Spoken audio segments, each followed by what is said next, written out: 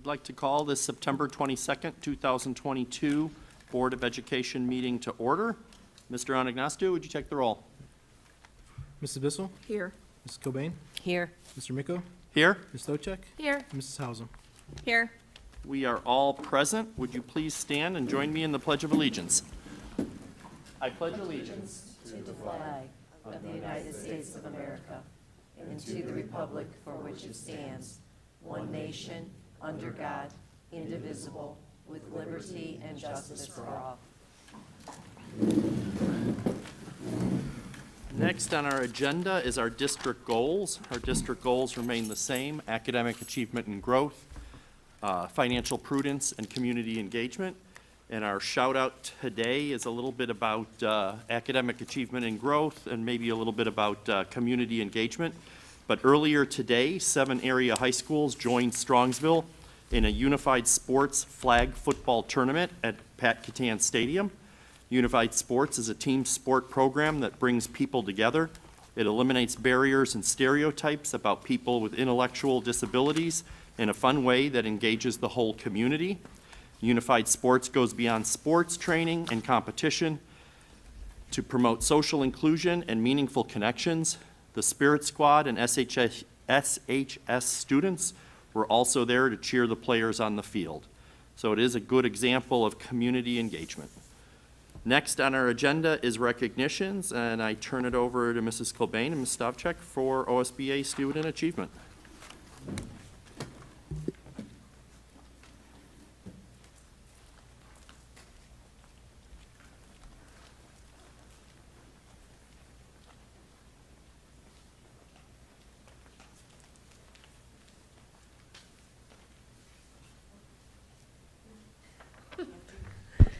We are back with the Student Achievement Awards, the Extra Mile Award that we created, and we'd like to bring up Mr. Wingler to explain why he nominated Tracy Davidson for the award this month, and if we could have Tracy come on up too.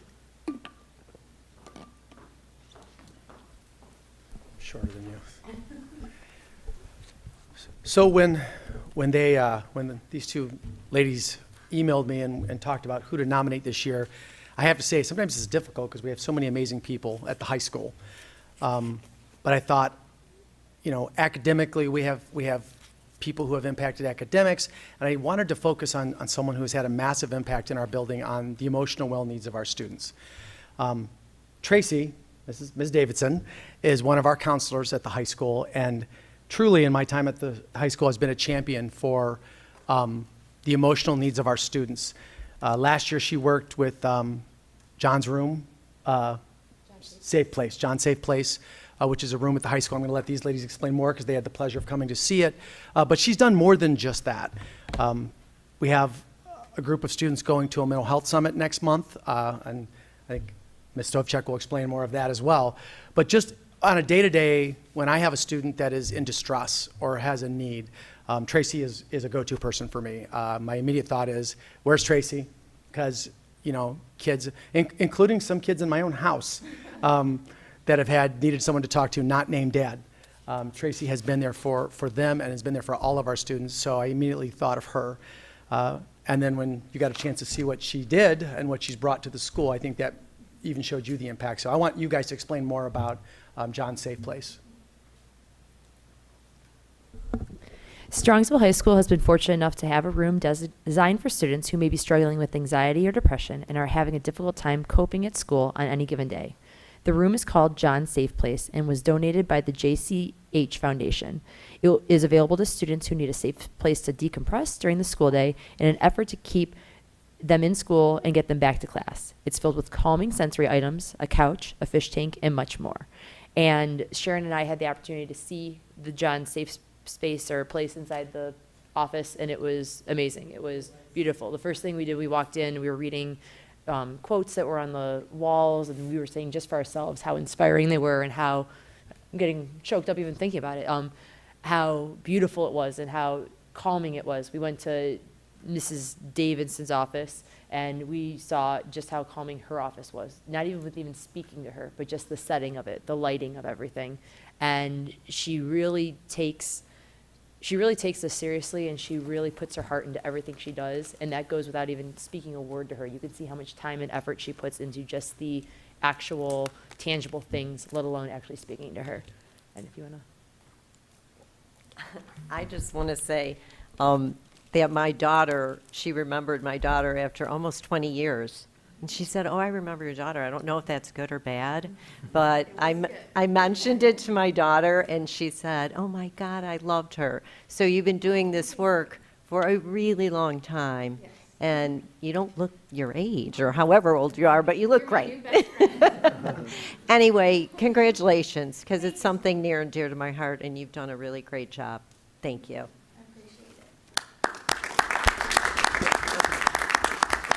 And when we met with Tracy, she was talking about the different things that she had planned throughout the year for the students, whether it was going to the Teen Mental Health Summit at Rocket Mortgage Fieldhouse, which now I'm going to go for half a day and check it out too. She's very excited about everything she does, whether it's during the school day, whether it's after hours, on the clock, off the clock. She gives 110%, and that was evident just from talking to her for about a half hour. And we saw just how excited she was about what she does and how happy she was to do what she does and how much the kids mean to her. And that is a very beautiful thing and a wonderful thing, and I think that shows that she goes the extra mile for the students and for the community, and we can't thank you enough. Thank you.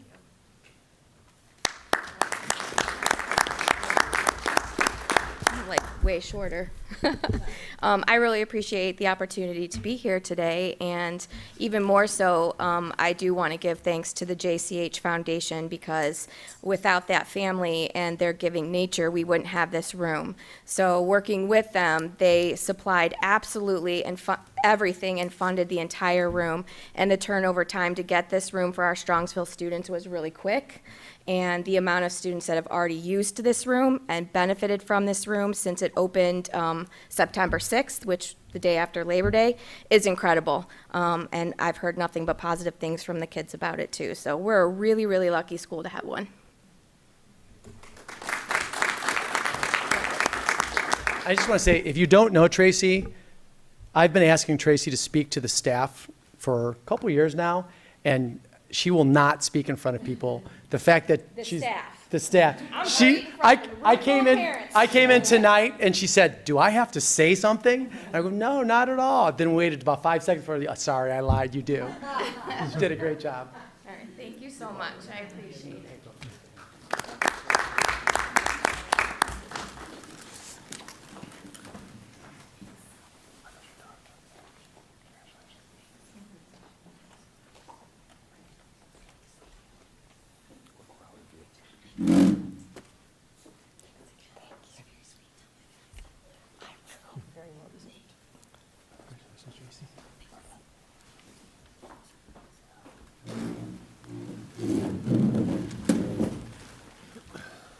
So I would just like to add my congratulations to Ms. Davidson. Guidance counselors are, I think, they're assigned by last name. And so, good or bad, Mrs. Davidson has been the guidance counselor for 4 MICOs, and we know the work she does, and it's not just 1 year, it's not just 1 month, it's not just the start of the school year, it's an entire career. So congratulations and thank you very much. And your children are great. All good. I'm sure the money will arrive tomorrow. Next is Coach of the Year Spirit Award, Mr. Ziegler.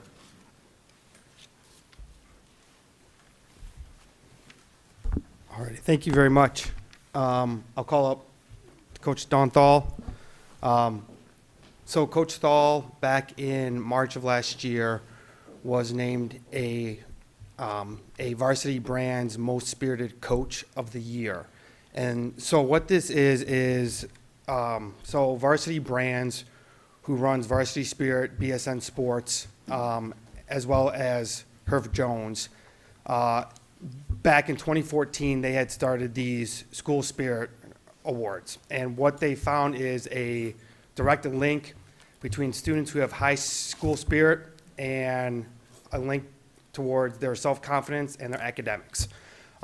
So what these awards do, there are actually, I think there's 14 different categories, and they are set up to recognize students, coaches, principals, and schools that go above and beyond to make students feel part of the school. So Coach Stahl was a finalist among 17 different coaches across the entire U.S. And she was chosen as the most spirited coach for 2022. If you don't know Dawn goes above and beyond her role as an aide, as a coach, and as a mom. If you ever go into her office as a coach, she always has food, drinks, water, always set up for every kid. It's not just those that are on her team. Dawn is a hugger. She will hug anybody that comes into contact with her, and that's what students love most about her. I don't think there's ever a day where Dawn has never come into our office and asked us how we are doing, immediately just to check in on how we are as a human being. Her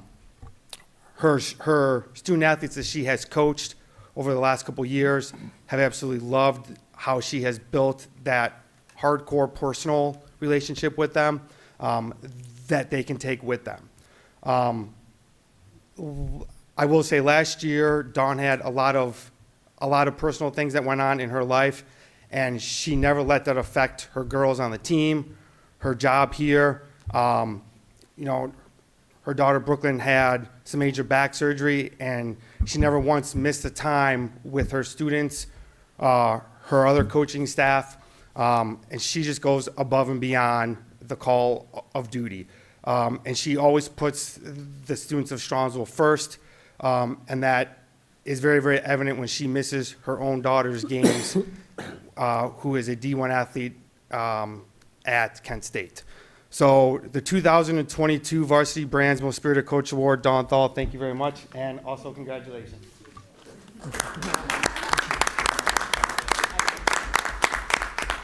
First, I would like to thank Mr. Ziegler for nominating me for this incredible honor. I take my job very seriously, and the greatest joy I have in life is bringing and changing the lives of those around me, whether they be students, my family, or anyone. So whether I'm on the court or in my classroom or on the unified field, I want to change kids' lives, and that's exactly what I'll do for the remainder of my time in Strongsville. I take great pride in it, and I was incredibly blessed and honored to have this award, and I shed many tears over it. Of all the people in the country, to be recognized, this was such an honor, but more importantly, I want to thank my family for always supporting me through coaching and being an aide and taking these kids. I've taken some of my own students into my own home and celebrated their milestones and their victories, and to have my family be a part of that is so incredibly amazing, and they get to share in the milestones of the kids I work with. So that connection has been incredible. So I want to thank all of you for honoring me tonight, and Mr. Ziegler again for nominating me for this incredible honor, for the incredible people I work with every day, and for the students that make my life better every single day. Thank you.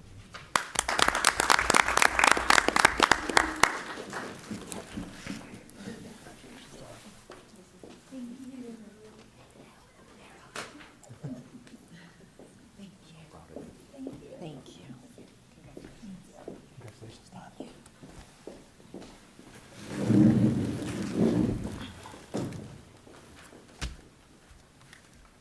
So the only thing I can say, Denny, is signing her up for Most Spirit Award, like there was any doubt. It could have been international. We know she would have won, so congratulations. We do have one public comment so far. Bev Jones.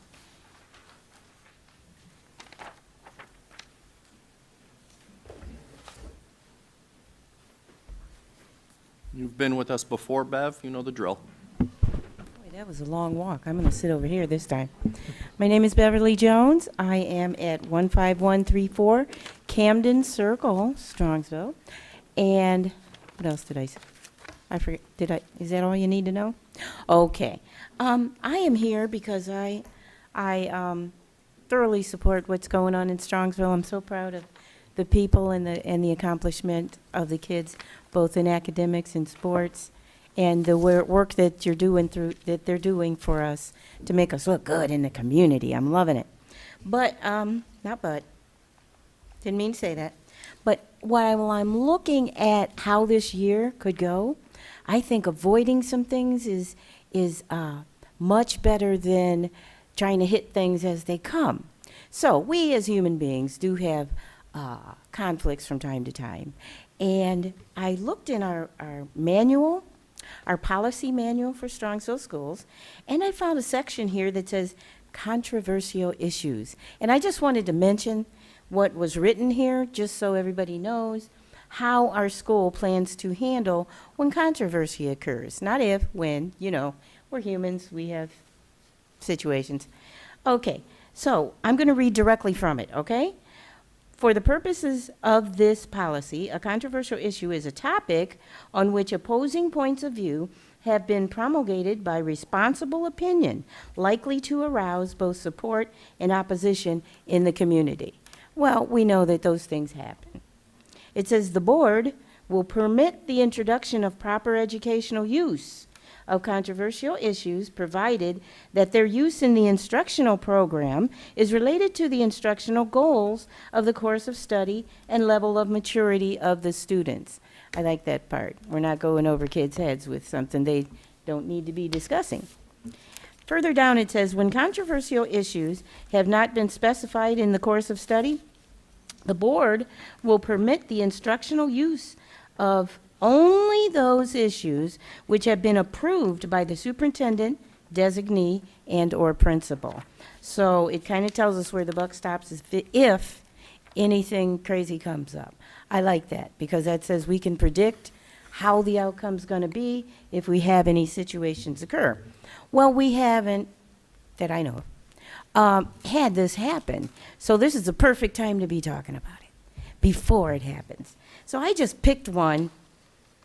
It's probably the most severe one I could have thought of, which might be a bit much. But I want to read straight from the state standards, since our school district has pretty much followed state standards for this, that, and the other, so that we can all kind of be on one accord with these things. So I picked up this one from state standards. It's under Section 6, Team Membership, and it says, boys may not play on girls' teams unless the overall opportunities, as referred in the 1979 U.S. Department of Education Title IX policy, okay, is interpreted. Okay, and it also says a male to female transgender student may participate on girls' team as long as she is compliant with the OHSAA, okay, Ohio High School Athletic Association. That's what we pretty much want to follow. Okay, transgender policies. Please see the policies on the transgender students, and then it gives a website. Okay, so that's pretty clear, even though the website doesn't exist. But I noticed Title IX. I just want to mention to everyone that Title IX, there's a man named Brendan Shea, who is with the Ohio Education Association, has brought up a resolution to Title IX, because it's not really clear what we're talking about in this case. This, of course, may not even ever come up. But Title IX is very important, because Brendan's going to, his resolution is going to define it for us all. So it's not vague as far as what we're talking about, what we're dealing with, and how we may come up with solutions. Okay, so I'm going to leave this information with you, and I'm going to encourage you strongly to investigate this resolution by Brendan Shea with the Ohio Education Association, and it's called Title IX, because it will trickle down and affect us. Okay, and again, thank you for a wonderful beginning to the school year, and we really appreciate the hard work that you're doing. Bev, before you leave real quick, just as a point of clarification, the standards that you referenced to, those do not resonate with me as any academic standards that we're teaching. I think you're referencing bylaws of the Ohio High School Athletic Association. Yes, because the academic standards that we go by are wonderful. I mean, I've checked those out. What I'm talking about are the things that are askew from the academic excellence that we have in our district. This is what we need to watch. Correct. So just for the maybe other people that are not as versed in this as you, the academic, the math, science, social studies, physical education, those standards, that's not what you were referencing No, tonight. it's You were not at all. referencing bylaws regarding to OHSAA. And Denny, I can see you behind there a little bit. Currently, the OHSAA bylaws that Bev were referencing, you have to be born male to participate in male sports. Is that still the rule? Yes. So in terms of what we're seeing nationally as transgender adults can compete in sports based on their gender identity, that's not a part of Ohio High School Athletic Association rules Well, at this the part point. I didn't read says, see, in 163, I read that. In 162, it says, a girl or transgender male who is compliant with OHSAA transgender policies, who is a member of a boys' team, shall follow all contest rules, blah, blah, blah. Verse 1, number 1, it says, girls may play on a boys' team. So, I mean, it's different for girls and boys, which girls may play on a boys' team. Thank you, Bev, for answering that. I appreciate it. All right, my pleasure. Thank you for listening. Thank you. I don't have any other public comment slips at this time. Next on our agenda is approval of minutes. We do have a plethora of minutes up for adoption. All district video and audio recordings will be permanent part of the minutes and available on our website. Do I have a motion? Richard, before we have the motion, the August 1st, 2022 minutes need to be removed from the agenda. Thanks for the reminder. So we are pulling August 1st, 2022 minutes from the agenda. We are approving the remaining minutes. Do I have a motion? So moved. Second? Second. Motion by Mrs. Hausum, second by Ms. Stavcek. Any discussion? Take the roll. Mrs. Hausum, Yes. Ms. Stavcek, Yes. Mrs. Bissell, Yes. Ms. Cobain, Yes. and Mr. Miko. Yes, and the motion carries. Next on our agenda is Treasurer's Report. You're up, George. Thank you, Mr. Miko. I have a few items for your consideration tonight, and also a presentation of the annual budget for fiscal year 2022-23. The first item is the financial report for month ending August 31st, 2022, which can be found in Exhibit A. It is also posted on the website.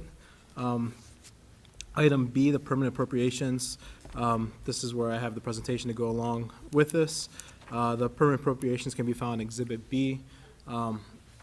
We were currently on, by law, we are currently on a temporary appropriation measure until September 30th.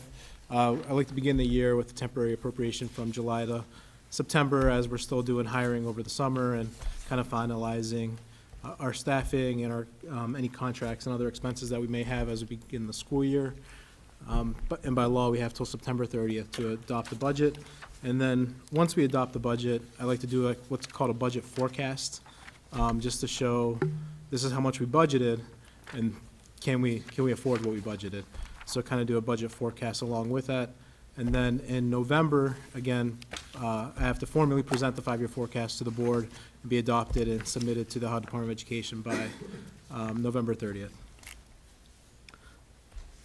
So starting off with, and what's different from my typical five-year forecast presentations is in the beginning I'll have all funds, and then we'll just focus on the general fund, which is the main operating fund of the district.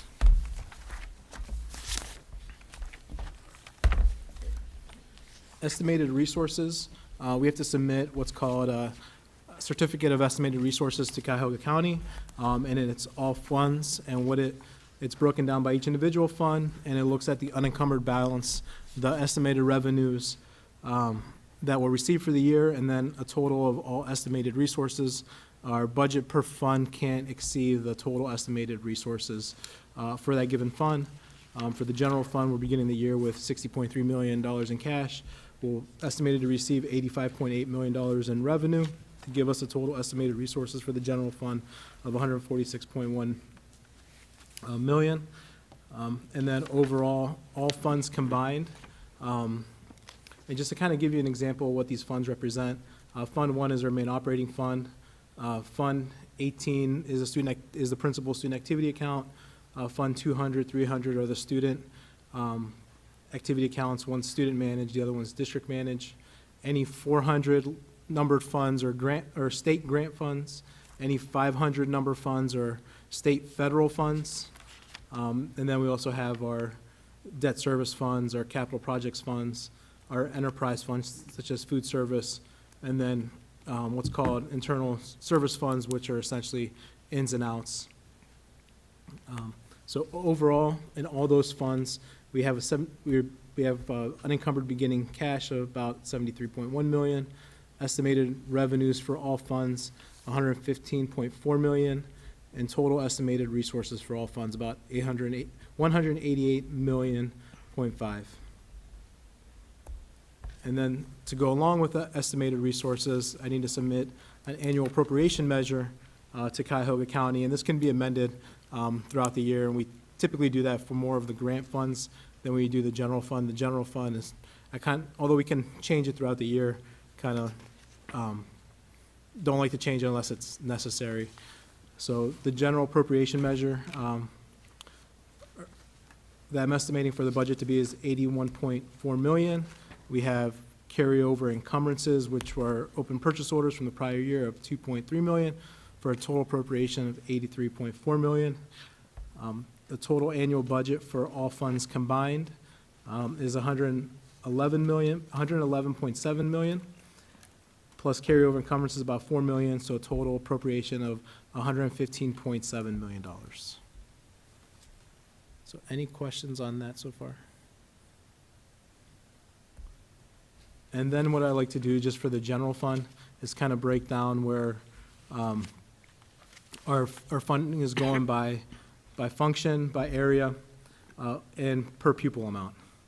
So in total, the general fund appropriation is $81.4 million, and breaking down by per pupil, it's $14,338 per pupil, which is increased by $806 from the prior fiscal year of $13,532.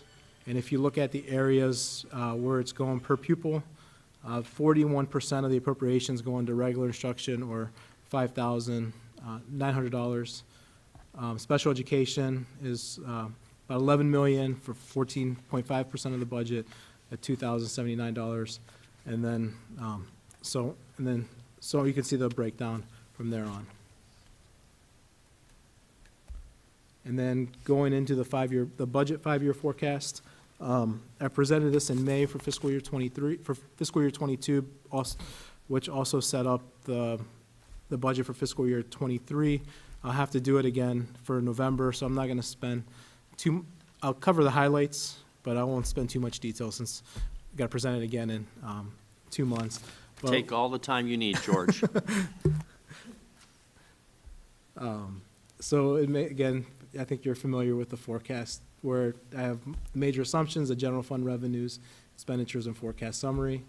The major assumptions, one change from the spring is we received all the collections for calendar year the current calendar year 2022. So the gross collection rate has increased the 3-year average from 96.85% to 98.53%. We did see an increase last year of 99.26%. So of the 3-year average, which is used to forecast out the remaining years, it has increased based on the increase that we saw this year. The assessed valuation, not anticipating a big change this year, as last year was the triennial update.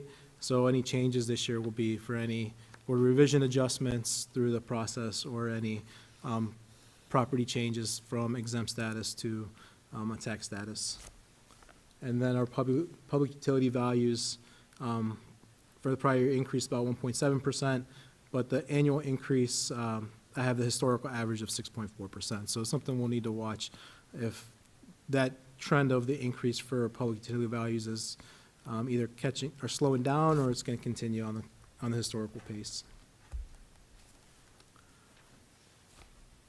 And then in May 2019, we had the 5-year $5.9 mil levy that we began collections in January 2020, and then the forecast assumes the levy will expire in December 31st, 2023, and collections will continue through December 31st. of 2024. And then last November, we have a levy that's expiring at the end of this year. The levy's expiring at the end of this year. We have renewed it, and collections will begin January of 2023. And the levy will expire December 31st, 2026, and collections will continue through December 31st, 2027. State funding is based on the new funding formula that was approved last year. Next year, we'll go through another budget bill, so hopefully the items that were passed in the previous funding formula continue, as have a little consistency with the funding formula, but just the area to keep an eye on as the budget talks begin this year for the biennium budget. As part of the new funding formula, we do have more restricted grant aid. We have the wellness funds, the disadvantaged pupil fund, the gifted funds that are restrictions on what we have to spend in those categories. For the upcoming school year, the gifted amount is $191,000. We easily exceed that with the teachers that we already have in place. The success and wellness funds, our restricted amount that we have to spend is $211,000. And then our college career tech is $34,000, and our disadvantaged youth is $48,000. And a lot of these categories, these are just restricted amounts that we at least have to spend, and which in most categories we exceed. Personnel trends, we did see an increase in personnel trends for this year from last year. So this is all funds and not just the general fund. Last year, we had 762 positions in all funds, of which 49% was made up of teachers, 15% was made up of aides, and then the other positions you can see is transportation 8%, custodial 7%, clerical 5%, and administrative 4%. From last year to this year, we did have an increase of 14 positions. In the spring, I had estimated an increase of 7, but throughout the summer, due to enrollment and needs at the schools, we had increased about another 8. Majority was in teachers. We also had a couple administrative additions for 1 year as we're covering long-term illnesses, and then there was also additional aides that were needed to support some of the new enrollment that came in. And how that impacts the general fund. I stated for general fund for the current fiscal year 23, we have about 701 budgeted positions, so 16 increase from last year. In fiscal year 24, estimating 2 positions down, which will be those 2 interim positions that we have for this year. And then in fiscal 25, you'll see an increase of 12 positions, which are positions that are currently funded on ESSER that are anticipated to move over to the general fund. And then for this school year, healthcare expenses increased by 8.7%, and for the forecast in fiscal year 2024 to 2027 projects an annual increase of 8% for each year. So it's something that we'll need to continue to monitor. For November, I'll have to see if 8% is still a good number or how our claims are coming in, if we'll need to increase that number to either 9 or 10%. So something to keep an eye on over the next couple of months on the impact for the November forecast. And the one thing I do want to add on the personnel, from what I budgeted in the spring for the forecast, our personnel savings is actually, although we're up positions, we're actually down in salary and benefits due to separations coming off and retirements versus the salary and benefits for the new positions coming in. So although we're up overall, salary and benefits were $145,000 less from where I forecasted in the spring.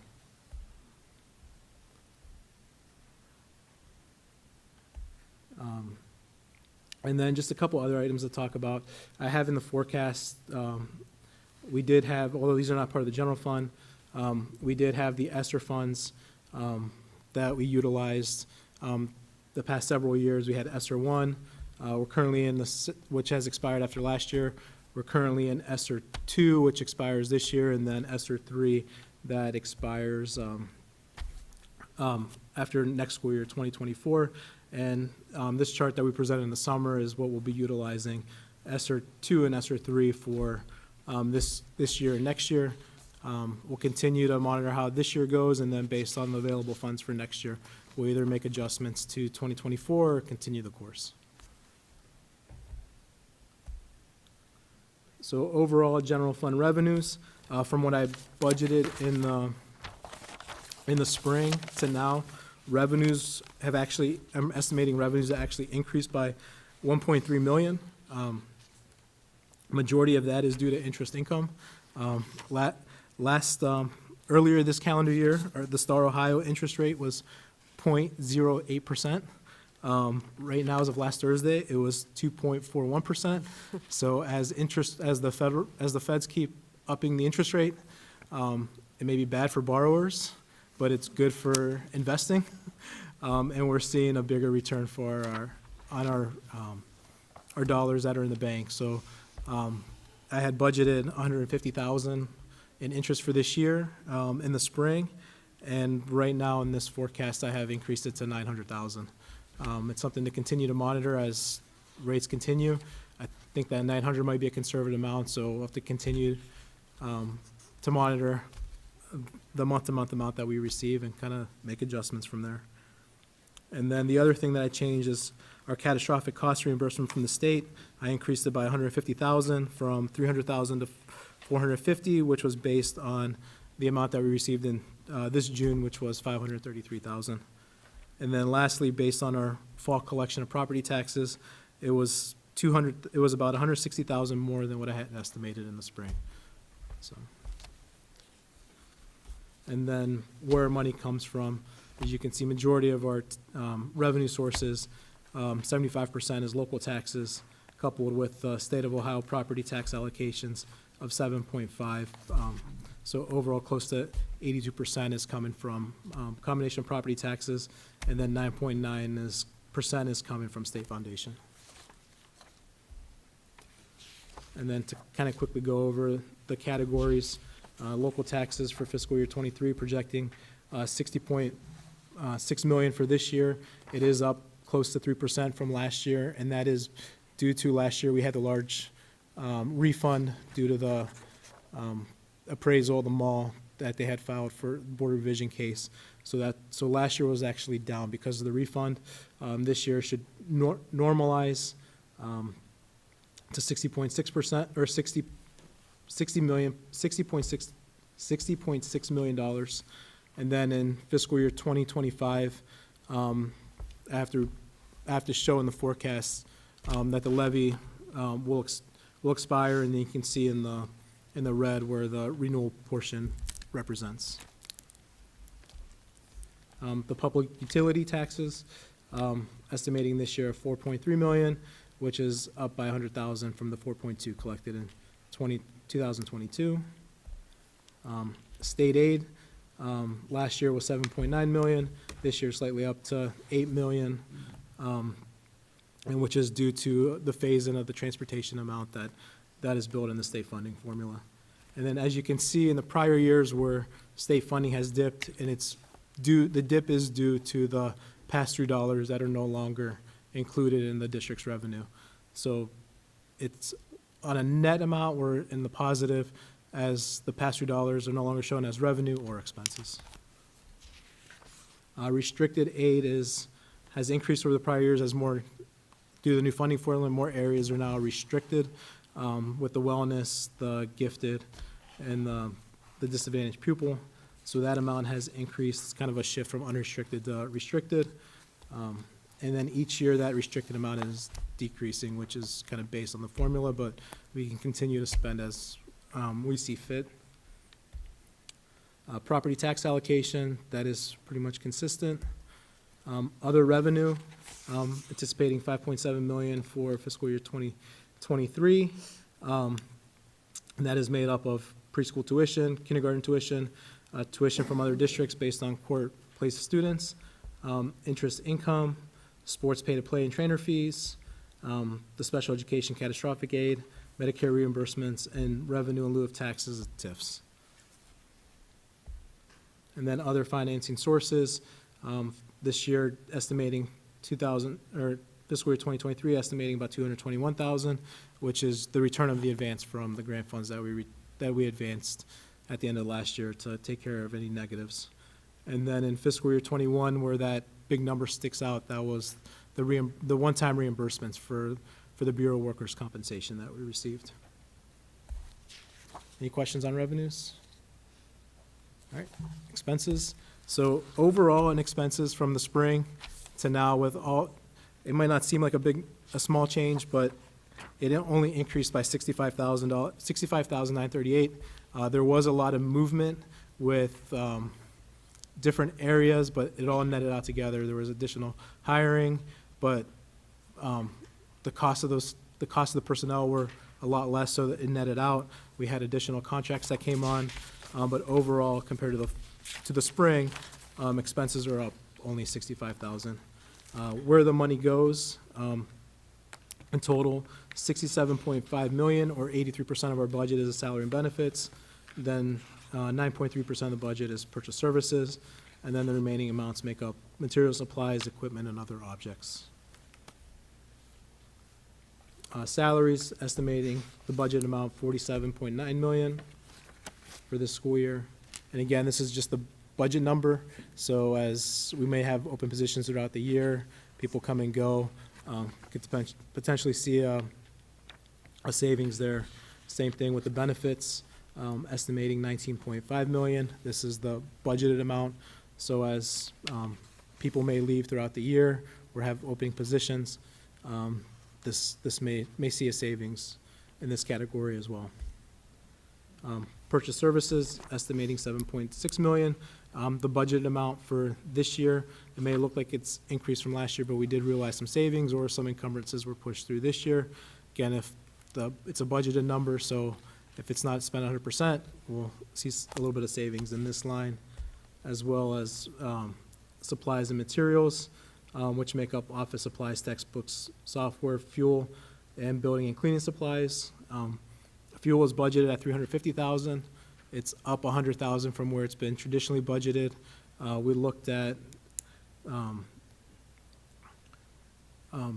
last year, September through June, we spent through September through June, but if we look at January through June, last year we averaged $35,000. So those 10 months that we spend, I took the $35,000 per month, then came up with a $350,000. Capital outlay, estimated spend $114,000. Our general fund debt, it's the same amount for the past several years. We do have an issue dropping off after fiscal year 24. And then other objects, pretty much consistent at $1.3 million. And then other financing sources, transfers and advances. It is up by $1.2 million, which is for this fiscal year, it is estimated at $1.2 million. It's up primarily due to a $750,000 transfer that's built in there based on an item that we had on the ESSER funds that we said the general fund would transfer to the PI fund for the HVAC at Kinsler. And then how this all comes together, to kind of show in summary, if all the renewals are passed when need to be passed, this year we'll have revenues over expenses of $4.4 million, and as expenses begin to increase a little quicker than revenues, next year, fiscal year 2024 will be with $3.3 million, and then fiscal year 25, our revenues over expenses will be $1.4 million. Fiscal year 26 will kind of average out, and then in fiscal year 27, we'll begin deficit spending at $1.1 million. If the renewals do not pass, we'll begin that deficit spending in fiscal year 2025, and it will continue through, it'll continue moving forward. 2026 will be $9.8 million, and then fiscal year 27 will be $11 million. So I tried to be quick. Any questions?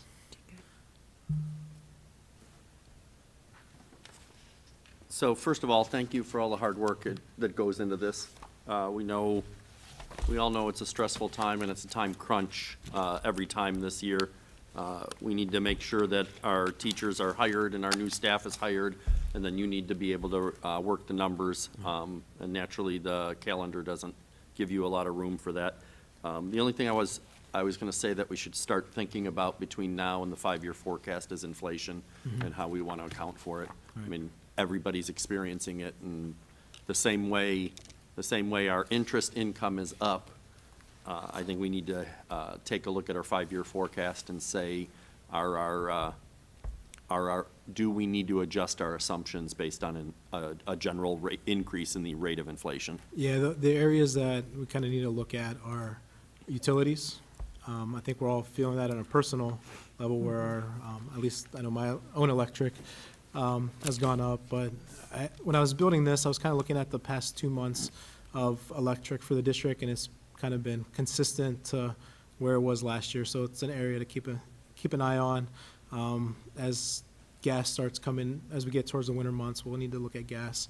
Food The costs. electric stayed pretty consistent, because For the first 3 months so far, for what we paid in July, August, and September. well, no one was we weren't air conditioning out. Were we The buildings turning it were, all? the buildings were open, and Yeah. so, And it was- um, That's good, because mine's gone up a ton. So, I mean, I can't imagine that we didn't. yeah, so we'll have to continue to monitor that, if that was just due to usage or our rate is also, Steve here, I think our rate is locked in too, isn't it, or? Which one? Oh. Gas, Electric. electric is, I want to say, it's due December 2023, Okay, so we're going to enter into a new contract. Right now, we're locked, yeah. but that's going to be negotiated with Power for Schools. Oh, So I would imagine most of us as homeowners are on NOPEC, and they're having, if you've paid attention to the news, they're having their issues. Eventually, the issues that NOPEC are having will filter down to everyone, but the school is on a different power purchasing. We get it by, what is the name of it, Steve? The Power for Schools program. Power for Schools program, so we aggregate our power with other school districts to get a good rate, correct? Yes, through the OSC.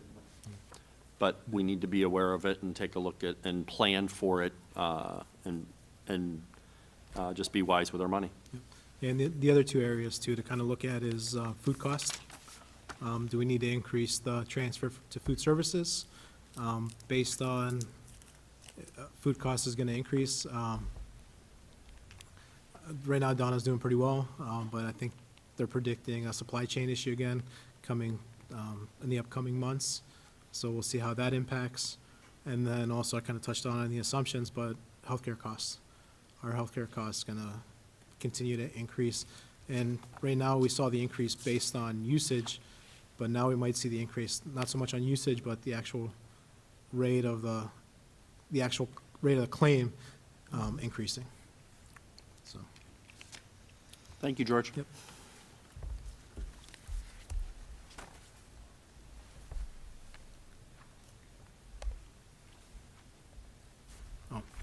I guess I got a couple other items too. I forgot about, I was disconnecting for Cameron and just realized that. So item C, student activity program budgets and purpose and goals, which can be found in Exhibit C. There were a few changes that are highlighted on the agenda from what was approved in June. And then there were 2 grant approvals from the SEF.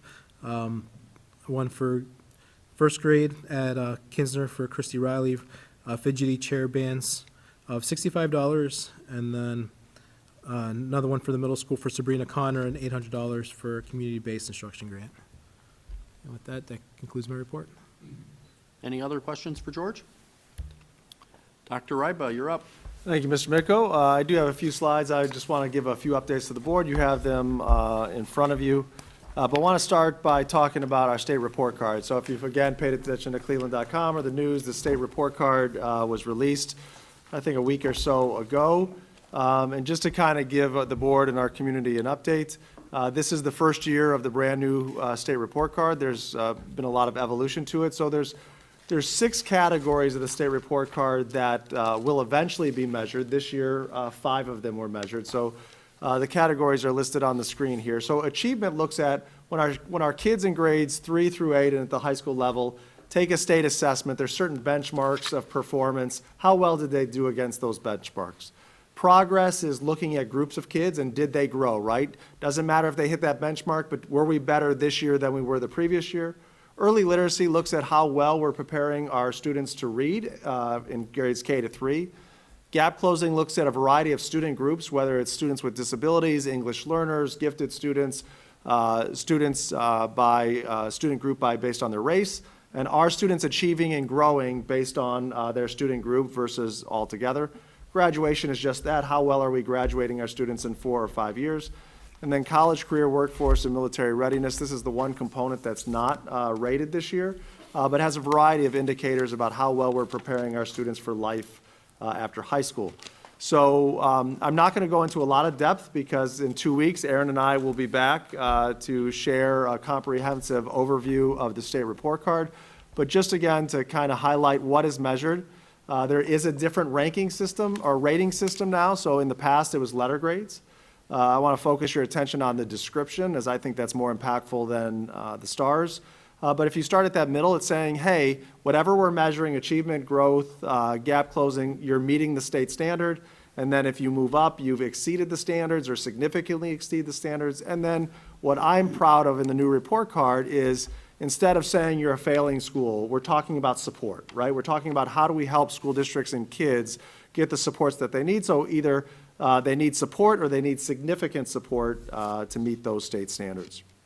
So again, just as a high-level overview, as a school district, these ratings come out on how we did as a school district as well as how we did at each building. But for tonight's discussion, for the 5 rated areas, as you could see, for achievement, progress, and gap closing, we received that description of significantly exceeds state standards. So that's the highest level of success you can have in those areas. In graduation and early literacy, we exceeded the state standards, and we're at that second highest level of success.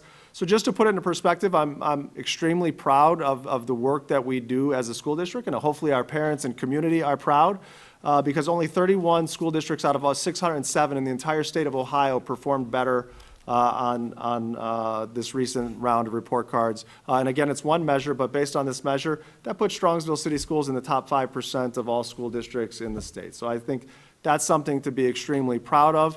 And I just want to be clear that this success is not just, a big part of it is our wonderful teachers in the classroom, right? But as we've talked a lot about before, our students' success depends on a lot of variety of factors. It depends on the bus driver making it a welcoming, supportive environment. It depends on our food service employees of making sure our kids are nourished, and again, being that warm, friendly, caring face. It depends on our maintenance staff and our custodial staff and our office support staff and people that work here. So even though, yes, our teachers in the classroom do a phenomenal job and they should have a lot of pride, it's a true team effort. All of those 700-ish employees that George said have a stake in this result. So I just want to say congratulations to the hard work that goes into this. We set a direction, 10 years ago, 8 years ago, about being a premier district in the region and the state, being in the top 10%. And it's nice to see all of that work that people have put in be recognized at this level. So just wanted to share that update with the board. And again, 2 weeks, Aaron is going to lead us through, and I'll be there to help support all the details about what this means and what it means in terms of celebrations and strengths to leverage, as well as areas of growth and enhancement as we move forward. And I thought it was interesting, I was reading, and I pulled it up, there was a letter to the editor in the Strongsville Post today that discussed our results and discussed the bang for the buck, and highlighted that not only are we in the top 25% for every category, right? And we're 31st out of 607 school districts. But from a property tax perspective in Cuyahoga County, we're in the lowest third. So as far as a taxpayer or a voter is concerned, they're getting a tremendous bang for the buck. Lowest third of their tax rate. Yes. Yes, I just wanted to clarify. Not in terms of performance, but lowest No, third in lowest- tax rate. We pay Yes. less in tax Yes. than over 66% of the other cities in Cuyahoga County. Absolutely something to celebrate as well. Thank you, Mr. Miko. The second thing that I wanted to update the board and our community on is our elementary facilities. And when I say elementary, I also will include the preschool in that discussion. So wanted to share with you, I know the board is aware, but if our community is not, we've had a facilities development committee that's been an active group. It's a board committee that's been an active group for some time in our district. And one of the first things after we completed the bond project and built the middle school, renovated the high school and the preschool and transportation complex and a variety of other things, is they wanted to develop a 30-year plan. So what the slide you can see on your screen or on the sheet in front of you says that in January 2016, the Facilities Development Committee culminated this 30-year plan, and as a part of that 30-year plan, which started in 2015, it took a look at that 2020 to 25 range, and as you could see, it says, hey, at the preschool, at the Lund Road Preschool, we're going to need to kind of consider critical repairs to that property. Chapman, we need to consider abating and demolishing, and that means possibly looking at a new building. Kinsner, again, critical repairs. Maraski, as you may know, we have a new addition as well as an original instructional wing. So, and the list goes on for Sarrar and Whitney, and then the administrative offices here. What it also says in the asterisk, if you can't see, is during this window of 20 to 25, complete an enrollment analysis, examine elementary boundaries and elementary construction or renovation bond project. So this is something that was started and discussed in 2015. We're now in that time range where we said we wanted to take a look at this. As the board knows in the community through the presentations, we did an enrollment analysis, completed that last spring. And so now it's time to start talking about where are we at with our elementary facilities and the need for construction renovation moving forward. So let's talk about that that enrollment trend analysis. I think in the summertime, we went through that as a board. And just wanted to highlight this is our historical enrollment over the past 10 years. So this is actual enrollment of what we had at the different grade levels in our building. And as you can see, in 2012, we had a little over 6,100 students.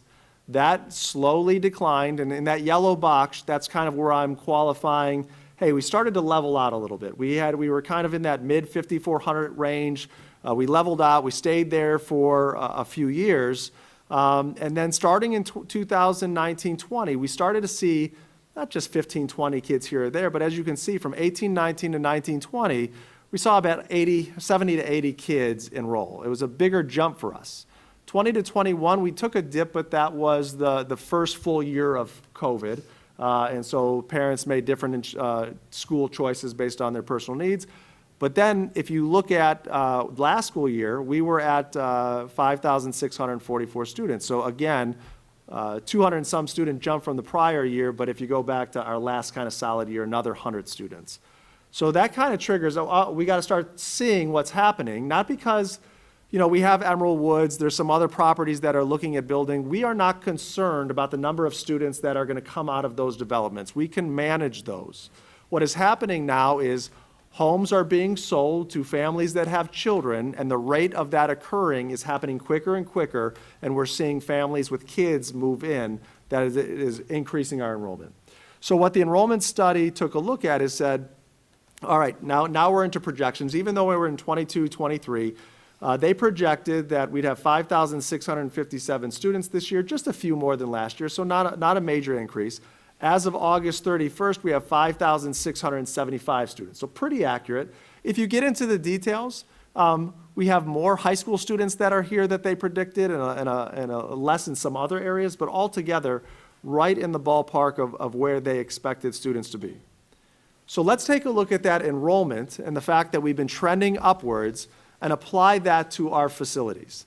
And board, for your slides, I just kind of kept it all as one slide, so you've got everything on one slide. But as you can see here, capacity, in terms of capacity, that's number of students. So based on the formula that says, based on the square footage of usable space in the building, how many students should each building be able to fit? So that's saying Chapman Elementary School should be able to comfortably fit 330 332 students. Kinsner, 500 students. And as you go down as a total, that's 1,922 students our elementary schools are able to support. Now, does that mean, wow, if we go over that, we really can't even move or get around? No. This is a formula based on how many students per classroom, so we can go above that a little bit. The reason that I didn't include capacity in preschool is because capacity for preschool is highly regulated. Here's how many students you can have in a room, here's the exact square footage you could have, so it doesn't have the ebb and flow that some of the other buildings have. As we take a look then, what is our current enrollment in 22-23? I did add the preschool. We have 145 students currently at the Lund Road Preschool. And then you can see, without me reading through, that's our current enrollment. We have 2,402 students in pre-K to 5 in our schools, and so you can see the deltas there. So going back to the capacity, it's saying, based on your capacity at Chapman, you have 87 more students than they would recommend based on the capacity. Again, if you go to Chapman, it's tight, but it's livable. When you take a look at some of the other buildings, it's really tight, right? You're over 146 students at Kinsner, over 120 students at Whitney. So if you take a look at the totals, you are exceeding the capacity of the buildings by 480 students, which put differently is, that's another Muraski Elementary School, right? At least in terms of the capacity, or another Whitney Elementary School. So we are at the point, as our enrollment has grown, that our student enrollment is exceeding the capacity that we have at the 5 elementary schools in the district. So let's think, okay, are we going to level out? Can we live through this enrollment trend? Or do we have to start thinking forward of what the enrollment will be? And as you can see, kind of in this blue, kind of next 9 years, that bottom gray box, the grand total, which the only difference is between the K to 12 and grand total is the preschool numbers. These are the projections moving forward that within the next 10 years, we are going to, and this is the recommended projection, add about 1,000 students to our district.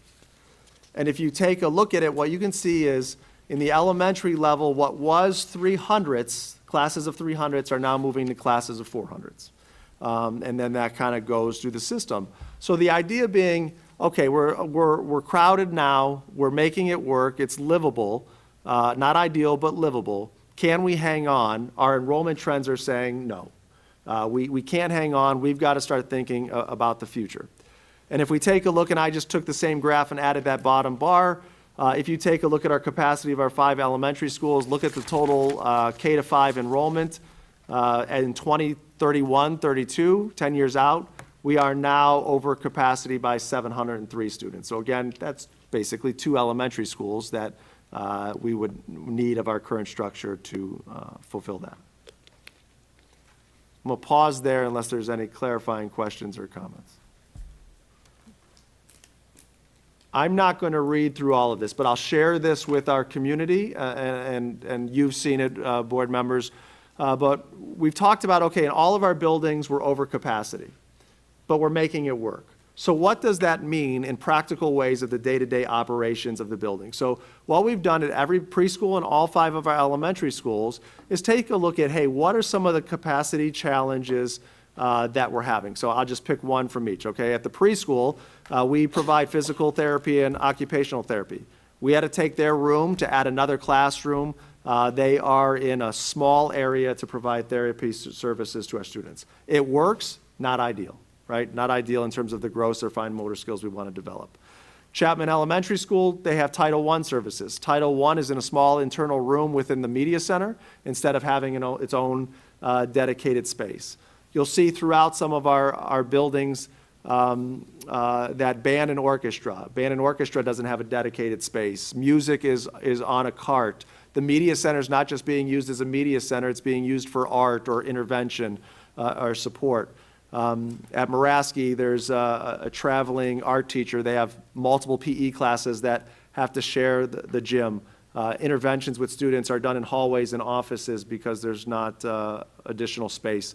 I have to commend Mr. Griffin. He gave up his office. His office is now a gifted classroom, and he's moved to a smaller area to provide that space.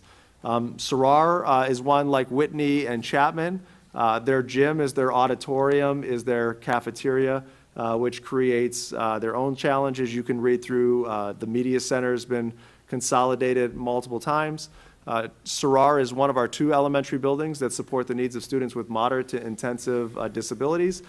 They used to have a sensory room for students that's had to be disabled and put into sensory centers in the classroom.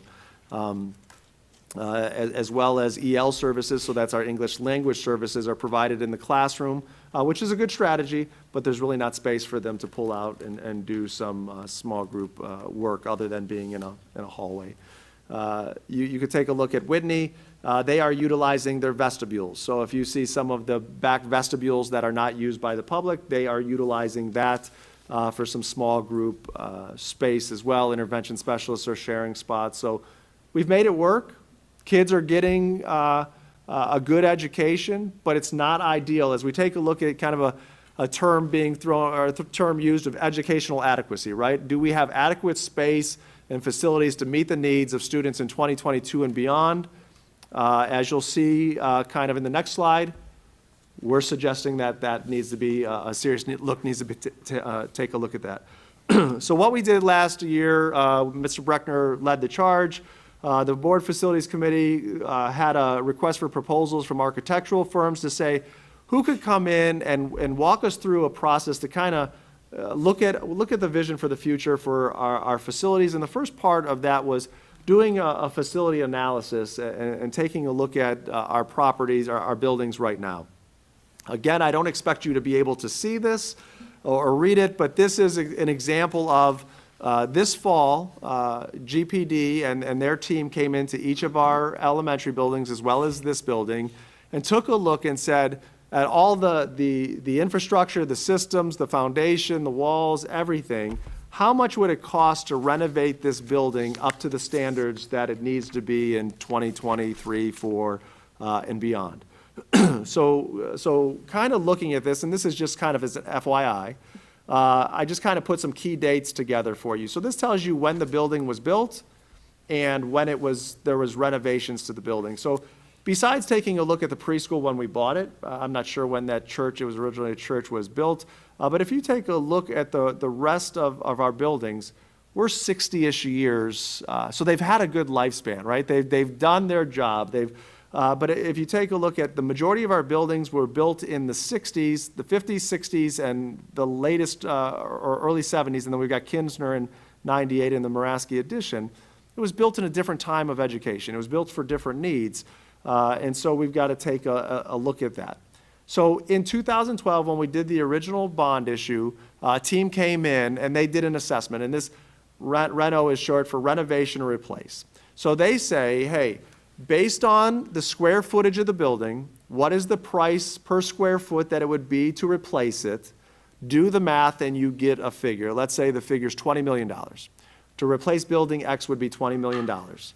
They then go through and say, based on all the renovations we need to do, the renovations cost would be $15 million.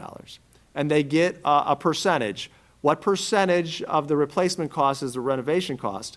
And if it's more than 2/3, they say you should replace.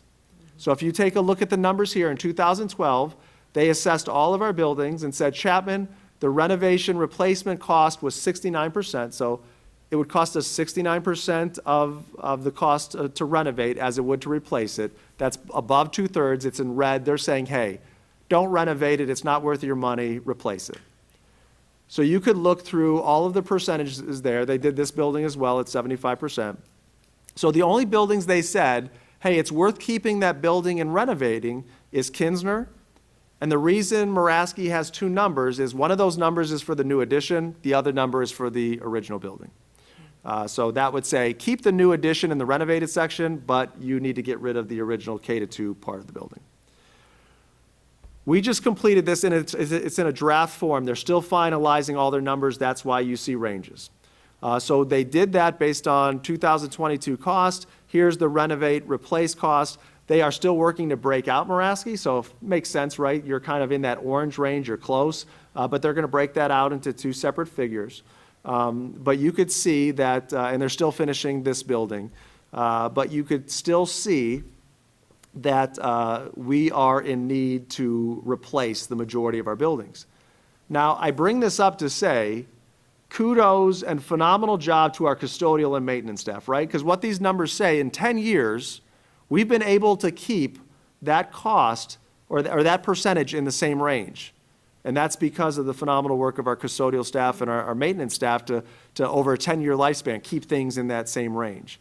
But I would also note that, sometimes we think about it could be a natural question of, hey, you are getting more students. This used to be an elementary building where we're sitting right now, right? This was Zeller's Elementary.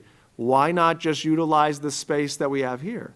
I bring our attention back to the fact that the number in 2012, and it's going to be in the similar range now, is saying this building is not adequate for students to come to school and be a school, and it's going to cost more to renovate it than it's worth. So this building is not a viable option moving forward for students as a school. And so where we're at right now is we're finalizing that collect data, assess the facility phase, and then we're looking into that piece that's going to start to engage our stakeholders and community. So for everybody that's watching that's very interested in the future of our preschool or elementary buildings, we are developing our plans that will definitely hear your voice. So there will be a planning committee that will look at options for the future of our elementary buildings. Though that planning committee will vet some of those options, and then our larger community and parents as a whole will have an opportunity to have a voice in that process. So we're starting to get closer to that, and I'm excited to share that process here in the coming months. But I think an important piece for the board to be aware of is, as we take a look and hear from the data that our facilities are aging, our facilities in terms of capacity are not meeting our needs as we grow as a school district, and most importantly, they're not meeting the educational needs of our students as the type of education we'd like to bring to them in the next 50 years. That once we get all of this information and engage it, what that means for us as a school district is we have to consider a bond project. We have to consider a bond project to support elementary buildings and to support renovating existing buildings. So just to keep that in mind is as we go throughout this process and get the information and get the feedback from the community, that's a strategic piece that we're going to have to look at and the board is going to have to make the determination on is, based on all of the information we have, what are the decisions that we need to move forward with this work. So update that I wanted to give. I'm sure in coming months we'll continue to provide ongoing updates, but Mr. Micko, I don't know if there's any questions or clarification discussions you want to have. I will just share that the elementary schools is one of the board strategic goals. It is a multi-year goal. And this is the work that we're committed to do, and we'll continue to do it, asking for the public's input and collaboration. So as Cameron mentioned, we have planning committees that'll be forming so the public can get involved, but we'll continue that process of dialogue and figuring out what the next steps are. But the board is committed to do this work. Thank you, Mr. Micko. With that, I'll bring up Steve Breckner, Operations Manager for the Business Service Report for this month. Steve?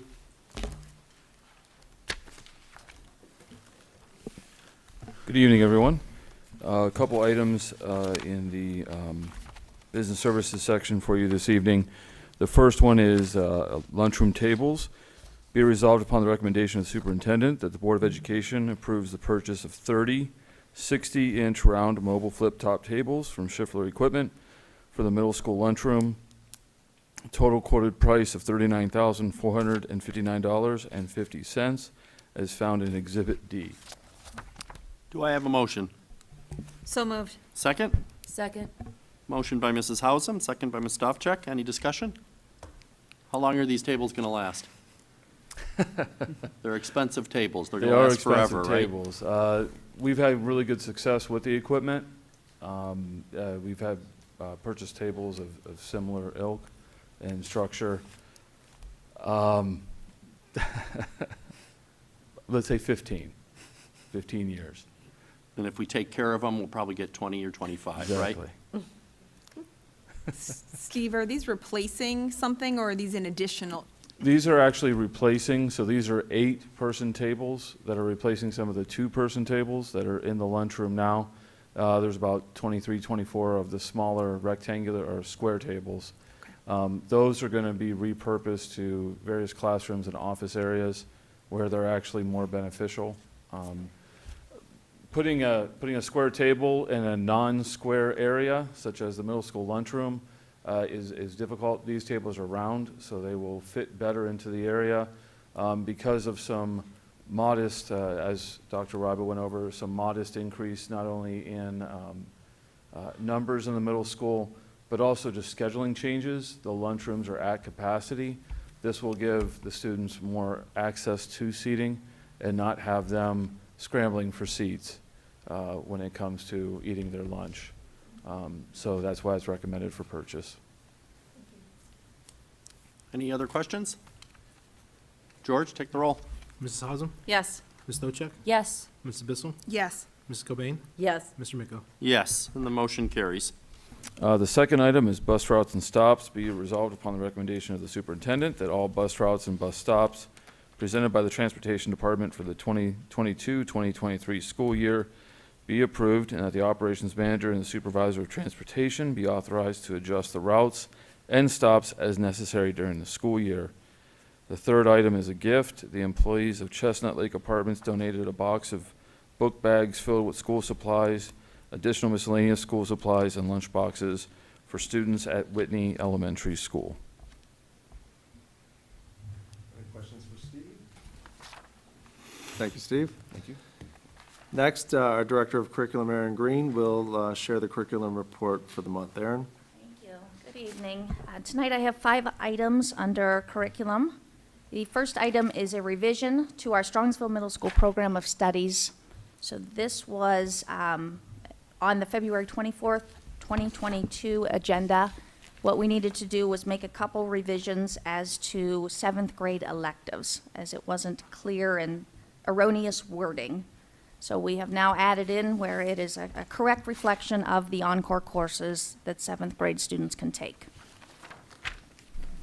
Item 2 is be it resolved upon the recommendation of the superintendent that Strongsville enter into an interpreting service agreement with Cross Thread Solutions, LLC, for interpreting services. This is for our EL students, and when we need to communicate with the families of these students, we utilize these services, and that can be found in Exhibit E. Item 3 is a student-teacher affiliation agreement. Item 4 is a clinical experience agreement. So these are recommendations that we enter in, or contracts that we enter in. Item 3 is with Baldwin Wallace University for student teachers. And item 4 is clinical experiences with Ohio University and Strongsville City Schools. And those are in Exhibits F and G respectively. Lastly, we have some student-teacher observation field experiences to be placed. Be it resolved upon the recommendation of the superintendent that the following 3 students shall be placed for the purpose of observation field experiences. And as you can see, we have one placed at Whitney, one at Chapman, and another at Whitney, all assigned with a current teacher, and the dates are September 23rd through December 2nd of 2022. And that concludes my report. Thank you, Erin. We do not have any items for student services this month, so I'll turn over our Assistant Superintendent Jenny Pelko with the Human Resource Report. Jenny? Thank you. Under Human Resources this evening, I have the following items for your consideration. Under E1, resignations for certificated supplemental contracts. Under E2, appointments for non-certificated staff. Appointments for certificated substitutes. Appointments for our non-certificated substitutes. Appointments for certificated supplemental contracts. And for the next item, the appointment of a non-certificated supplemental contract for Student Council at Kinsner Elementary. I do need to pull that one from the floor. There was a change of mind for that position. We have the appointment for certificated district substitute. Under E3, changes in hours for non-certificated staff. Under E4, change in status for non-certificated staff. Under E5, educational upgrades for many of our staff. Under E6, medical leaves for certificated staff, medical leaves for non-certificated staff. Under E7, we have one unpaid leave for non-certificated staff. And under E8, volunteer chaperones. And that concludes my report. Thank you, Jenny. And next, we have our technology report with Dave Binkley, our Director of Instructional Technology. Dave? I have one item tonight for the sale of end-of-life Chromebooks and surplus TCL earbuds. Be resolved upon the recommendation of the superintendent that the Board of Education approves the sale of the end-of-life used Chromebooks at a cost of no less than $10 each, and new surplus TCL earbuds at a cost of $5 each. Devices and details would be advertised on the district website and district newsletters. All devices and earbuds will be sold on a first-come, first-served basis. Devices will be sold as is with no further support supplied by Strongsville City Schools. Thank you, Dave. Any questions for Dave? Dave, do you want to tell us about the new URL for Strongsville City Schools TV? Oh, I didn't write it down, but it is, you go to www.strongnet.com/SCSTV. We did have a redirect, so it's easier to find our SCS broadcast now for any home football game or anything like the board meetings or our school performances and concerts. Say that one more time with the .org. Yeah, Oh, you said that. I guess that would be important. It's www.strongnet.org/SCSTV. Thank you, Dave. And that concludes my report. Thank you. Any follow-up questions for Cameron? Report on Polaris Career Center. Mrs. Bissell. Thank you. A couple things I wanted to highlight today. I wanted to give a shout out to PPG, who has been providing grants for our Project Lead the Way program, of which we have one here in Strongsville at the middle school. And they've given grants to support that program for 8 consecutive years. I know we have community members here involved with PPG, so thank you for that. And also to congratulate Diane Zander. She was named the Outstanding Project Lead the Way Administrator for the 22-23 school year. So that's fantastic, and we're grateful for their work in our middle school. A couple of things. I know school just started, so this was a little bit of a shock to me, but I already got my postcard about enrollment for next school year. So, so for those students who are currently sophomores, be aware that you're going to have opportunities to learn about Polaris coming up here starting in October, when Polaris staff and students are going to be visiting our high school to teach and, invite you to join their programs for your junior and senior years. And then also, a little bit further out, November 14th through 16th, those same students would have a chance to go to Polaris and see the classrooms and those programs in action. So if you're a sophomore, be ready to prepare for your junior year. And then one final note, in October, I'm really excited about this. We have an opportunity as a board here and superintendent and treasurer to join all of the associate districts at Polaris Career Center. So that's Fairview, North Olmsted, Olmsted Falls, Brook Park, Berea. All of our boards have an opportunity to have a nice dinner together, and we'll be able to associate with those members and just have conversations, meet one another, and enjoy Polaris's wonderful food. So I'm really excited about that, and fellow board members, I hope that you can make it. That concludes my report. Thank you very much. Any questions for Michelle? When's the date of that, Michelle? I think it's October 12th, 11th. For all those? Tuesday. It's October 11th, and it starts at 6 p.m. But the rest of you, please don't come. Sorry. Yeah, that's, okay. I know, I remember they were on hiatus because of the construction, and then the little thing called the pandemic got in the way. But we're all looking forward to them returning. It's a great opportunity for us to experience what Polaris has to offer, and the culinary program gets to show off the dinner. So it's very important that we're critical about all their work so that they can have constructive feedback. Report on legislation.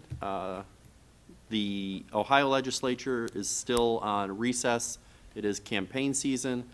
So I suggest the public get informed about who they're going to vote for, And then in November, during the general election, please vote.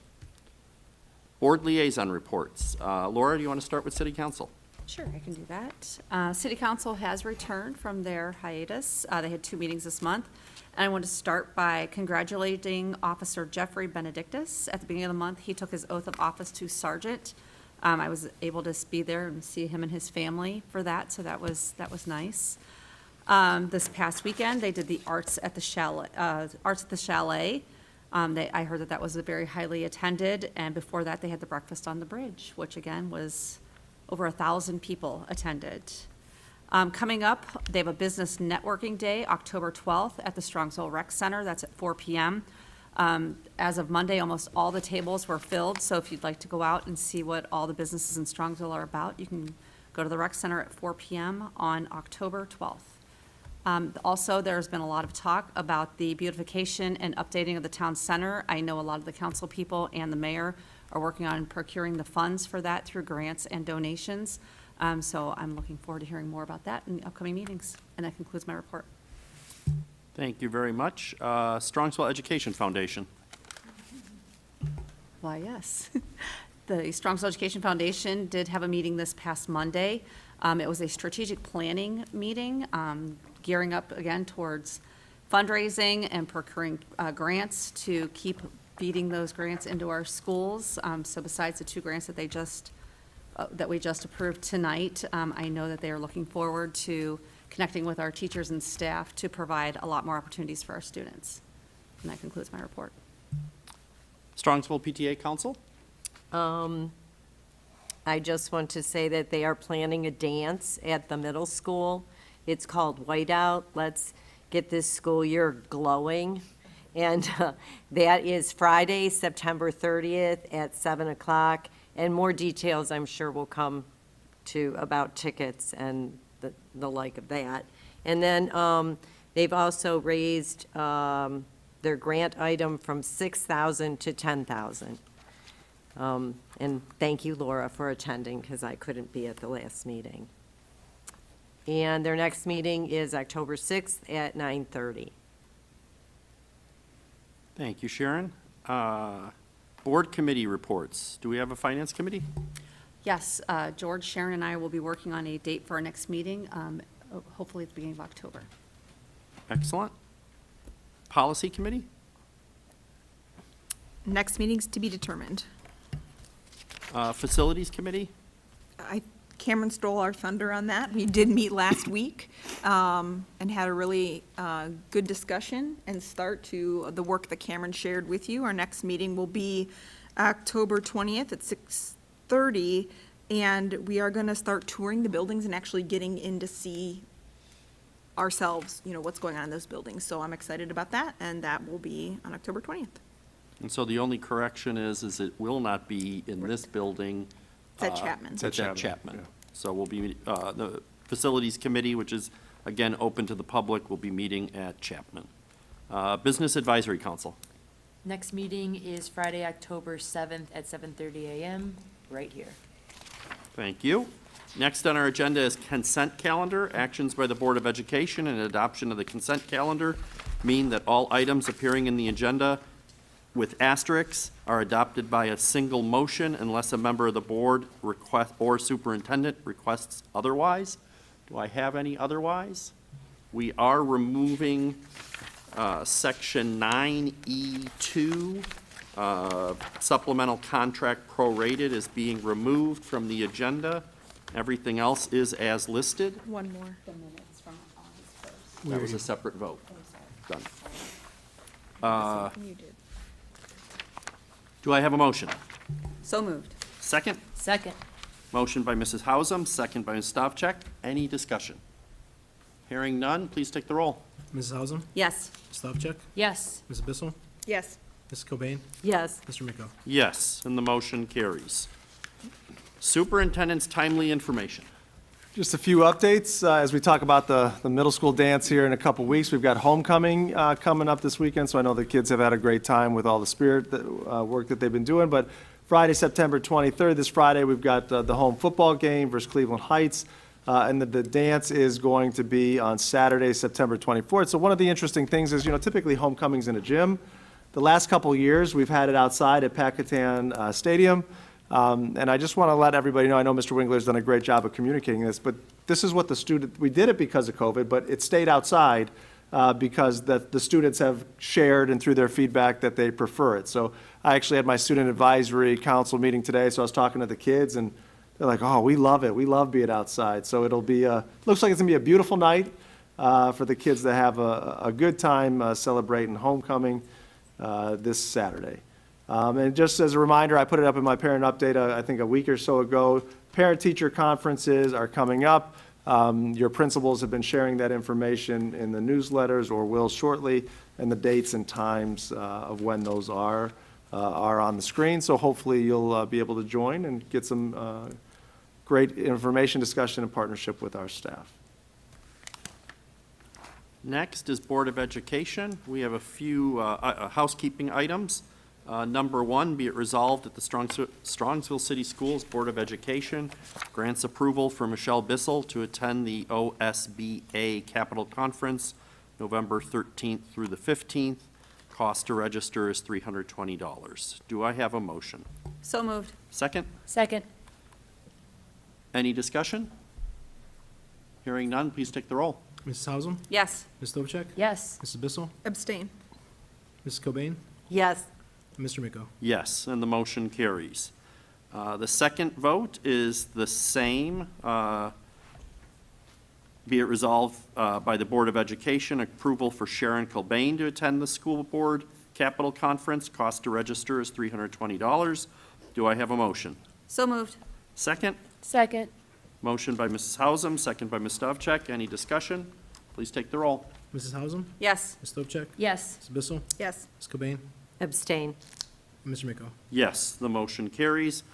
And third is for the Board of Education to grant approval to Laura Wolf-Hausum to attend the Ohio School Boards Association Capital Conference on November 13th through the 15th, $320 per person. Inflation, it's kicking in. $320 per person. Do I have a motion? So moved. Ooh. Ooh. The motion by Mrs. Bissell. Do I have a second? Did she win? She won. My right ear works better. Do I have a second? Second. Second by Mrs. Cobain. Any discussion? Please take the roll. Mrs. Cobain, or Mrs. Bissell? Yes. Sorry. Ms. Cobain, Yes. Mr. Miko, Yes. Ms. Stovcek, Yes. Mrs. Hausum. Abstain.